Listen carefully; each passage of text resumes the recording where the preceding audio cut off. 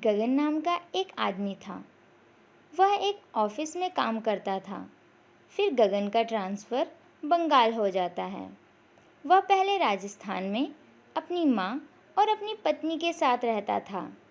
अब ट्रांसफ़र के बाद गगन बंगाल में काम करता था। वह बंगाल में अकेले ही आया था। गगन को बड़े घर में रहना बहुत पसंद था, पर वह बंगाल में एक किराए के घर में रहता था। एक दिन गगन जब ऑफिस से घर जाता है तो उसे रास्ते में एक घर दिखता है जो बहुत बड़ा और बहुत सुंदर होता है। गगन अपने सारे पैसे खर्च करके वह घर खरीद लेता है, पर प्रॉपर्टी डीलर ने जो उसे बताया उस पर गगन को भरोसा नहीं हुआ। तुम्हें पता है ये बात कि इस घर में भूत और प्रेतों का साया है और पास में कब्रिस्तान भी है, फिर भी तुम ये घर लेना चाहते हो? गगन यह सुनकर हंसने लगता है।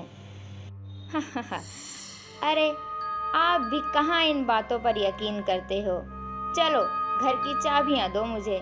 राजन घर की चाबी लेकर घर के अंदर जाता है और घर को देखता है। घर बहुत सुंदर होता है। फिर वह एक रूम में जाता है। वहाँ एक बड़ी सी खिड़की होती है। वह उसके बाहर देखता है और बाहर का नज़ारा बहुत सुंदर होता है। वहीं पास में उसे एक और घर दिखता है जो थोड़ा सा अजीब लगता है। तभी उसकी पत्नी का कॉल आता है। हेलो, हाँ प्रियंका, मैंने यहाँ एक घर ले लिया है। अच्छा, ये तो बहुत अच्छी बात है। हम लोग भी कल ही आ जाएंगे वहाँ पे। आप हमें स्टेशन लेने आ जाना। बात करते करते कब शाम हो जाती है पता ही नहीं चलता। फिर उसे याद आता है कि उसे बाहर खाना खाने जाना है। वह जैसे ही दरवाज़ा खोलता है उसे एक बेहद खूबसूरत लड़की दिखती है। गगन इससे पहले इतनी सुंदर लड़की कभी नहीं देखा होता है। तभी वह लड़की हंसते हुए बोलती है, hello, my name is Shipali. Hi, मैं गगन हूँ। हाँ, मुझे पता है। मैं आपके सामने वाले घर में रहती हूँ। मुझे अभी पता चला है कि आप यहाँ आए हैं, तो मैं आपके लिए खाना ले आई हूँ। अरे, आपने इतनी तकलीफ़ क्यों की? इसमें तकलीफ़ की क्या बात है? आप हमारे पड़ोसी हैं, इतना तो बनता है। शिपाली खाना देकर चली जाती है। गगन खाना खाते वक्त सोचता है कि इसको कैसे पता कि यहाँ मैं अकेले आया हूँ। पर खाना अच्छा होता है तो वो खाना खाने लगता है और फिर सोने चला जाता है और उसकी आँख लग जाती है। तभी कोई दरवाज़ा खटखटाता है। वह नीचे जाता है और दरवाज़ा खोलता है, पर वहाँ पर शिपाली होती है। अरे शिपाली जी, आप इतनी रात को?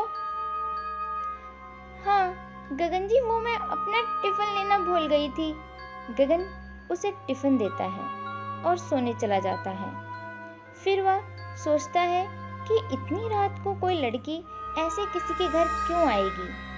तभी उसकी आंख लग जाती है और वह सो जाता है। फिर से कोई दरवाज़ा खटखटाता है। अब गगन डर जाता है। वह फिर नीचे जाता है।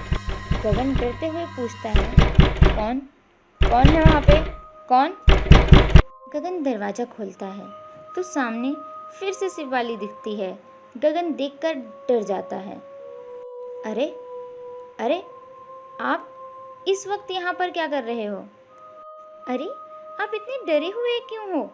मैं तो आपको ये बताने आई थी कि रात को बाहर मत निकलना। यहाँ पे एक डायन रहती है। वह आदमियों का शिकार करती है और उनका खून पी जाती है। पर आप बाहर क्यों हो? वो मुझे नहीं मार सकती, मुझे उससे डर नहीं लगता। यह कहकर शिपाली चली जाती है। गगन बहुत डर जाता है। अब उसकी आंखों में नींद कहाँ। जैसे तैसे वह सोता है और उसकी आंख सुबह सीधे 11 बजे खुलती है। अब वह ऑफिस से छुट्टी लेता है और शाम को 5 बजे स्टेशन अपनी पत्नी और माँ को लेने जाता है। उसकी पत्नी और उसकी माँ घर आते हैं और घर को देखकर बहुत खुश होते हैं। पर उसकी माँ को थोड़ा अजीब लगता है। पर शाम होती है और सब लोग सोने चले जाते हैं। गगन अपने कमरे में अकेले सो रहा था। तभी फिर से कोई गेट खटखटाता है।